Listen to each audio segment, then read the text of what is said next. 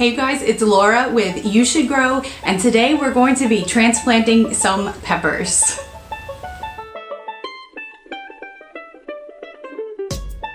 Today we're going to be transplanting these little peppers, and these guys are a few weeks old. I actually started these in another video about seed starting, and I started them in this little container, and they have done really well. It's been time for a good while now for me to get these transplanted, and it's, finally I'm getting time to transplant them and make the video at the same time. So I'll show you a couple of things. Now, usually you can transplant your seedlings sometime around 2 or 3 weeks after they've been planted. So you want them to pop up, and then the first little leaves that come out are actually called, what we call those cotyledons. And on all of these guys, almost all of them, the cotyledons have already fallen off or are turning yellow. So one good sign that the plants need to be transplanted is that these little leaves, the cotyledons, have started to turn yellow and are falling off. And that's a really good indication that they've been in their containers maybe a little bit too long. The other thing you look for is yellowing of the adult leaves. Now these guys are looking good, but I think they're going to be really happy when I put them in some healthier dirt. The other thing you want to check when you are deciding whether to transplant your seedlings is to make sure it has healthy root stock. See if it's getting a little bit root bound. So these guys are approaching that. You can see all their roots growing through here. That's going to make it a little difficult when I go to transplant them, but I'll show you what we'll do. Best we can do. And the other thing that happens when you are getting too close, or maybe have passed the time that you need to transplant your seedlings, are that it gets a little crowded. So this one's not too bad, but if I had a lot more plants, then they would start to be getting into each other's way. So that's a good sign that it's time to transplant. But really, you don't have to wait for these things to happen. You can transplant when you have your first and or second set of true leaves. Transplanting makes them healthier by adding in nutrients. It creates a really strong root system. It creates a really strong stem, and you are giving them a really good start before they get out in the garden. So my supplies list for transplanting. I've got a couple of containers. Now I don't need to get this large for these. This is just, happens to be what I have. But you want something at least twice as big as what they're in. So, I thought with these guys, and as much time as I have left in the season, that they'll be happy in this. I won't have to transplant them again.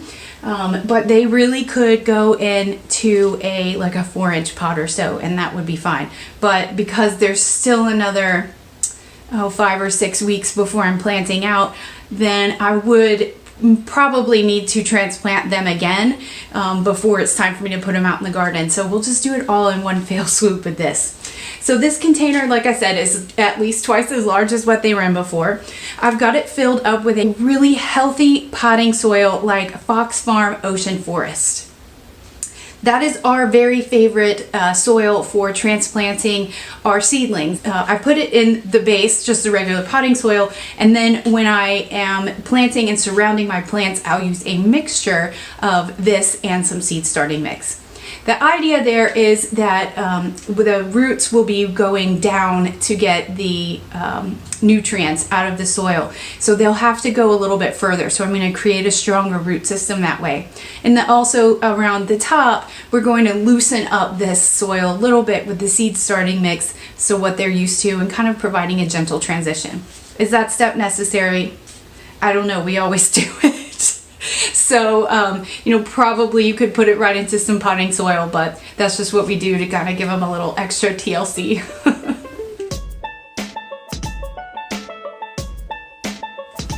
So I have my 2 containers and I have my soil, and the only other thing I need is a little utensil to get my my plants out of this little container. It's going to be a little bit different if you are using, like, can you see this tray with 128 cell tray? When we use these, we can just poke up from the bottom and the seedling comes out with its root ball entirely intact. These guys are gonna have to go through a little bit more stress than that because their roots aren't confined to that area, so I'm going to have to kind of tease them apart. But you gotta do what you gotta do. So I'll show you how we do that. And then they're gonna get planted level with their stem, maybe just a little bit buried, but I don't want to bury too much of a pepper stem. Now, if I were planting tomatoes, then I would be transplanting these and burying the stem at that point. Just like you would out in the garden, you would bury the stem at the time of transplanting.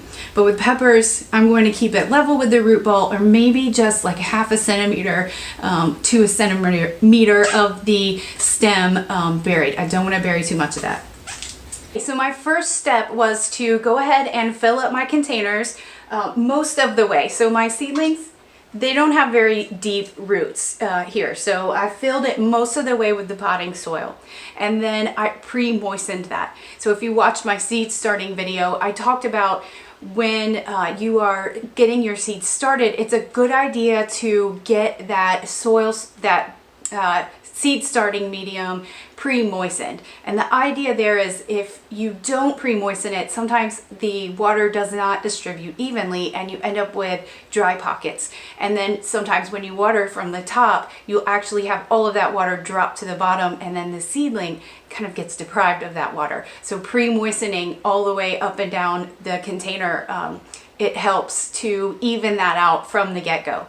So I've already done that and I've mixed it all in there. And so now these are ready to plant. So the next step is going to be actually getting my seedlings out of this container. It's a little bit of an awkward setup, you guys, but we're gonna do the best we can, okay? There's not a table in this space, so I'll try to do the very best I can to show you what I'm doing. So I'm going to start with this one here. Let's see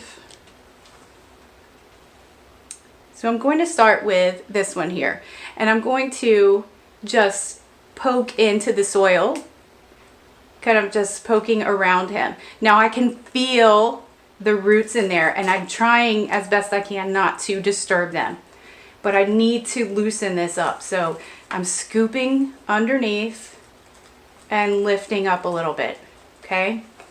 Now they can take a little bit of damage to them, but we're gonna try our best not to. Then I'm going to grab the leaves, okay? It's very important when you're transplanting to pull on the leaves. And if you pull up and it doesn't move, go back to loosening it. Loosen it a little bit. So you want it to come out naturally. You don't want to be yanking it and pulling and hurting. So we're gonna grab the leaves. And we're shaking. All right. So we got a little bit of extra stuff here, but I'm okay with that. We're just gonna go ahead and plant that. We'll put it all underneath the soil and when we put it in here. So this is fine. There's no other plants in there.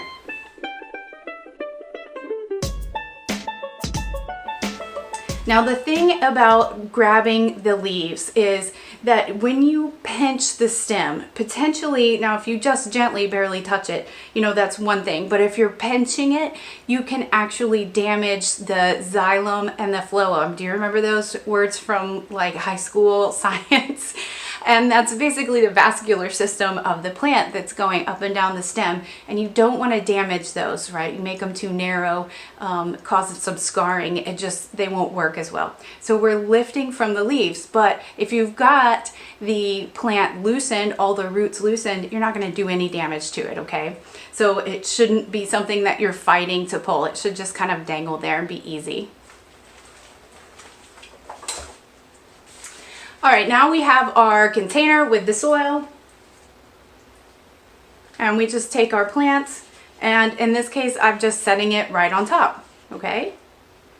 You can see that, hopefully.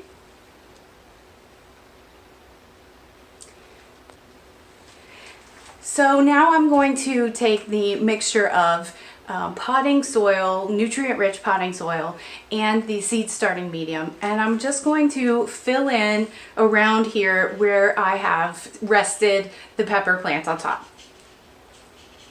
I kind of want them to be in the center, so I'm going to move in there.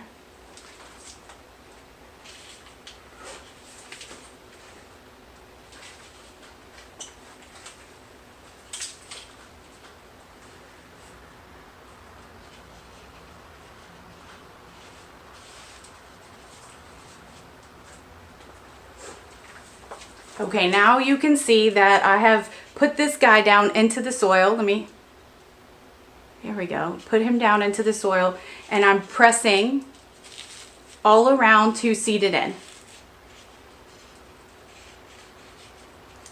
I'll show you. Okay, down here, this was the top of the root ball. And I've just filled in around it just a little bit. So, you know, it's pressing it down there. Like I said, it's maybe it's a centimeter. It's not very much. And that'll be okay for this little seedling, but you don't want to bury the stem of the pepper very much. But now all that I have to do is just water this guy in, keep him under the lights. Now he doesn't need to be on heat anymore. At this point, he just needs to be, really if you have, if you're inside, whatever temperature you keep your house is fine for getting your seedlings out, getting your seedlings to grow from this stage. But as you can see, transplanting the plants was really easy. I'm just gonna get to work on the rest of these guys and show you a couple of detail shots.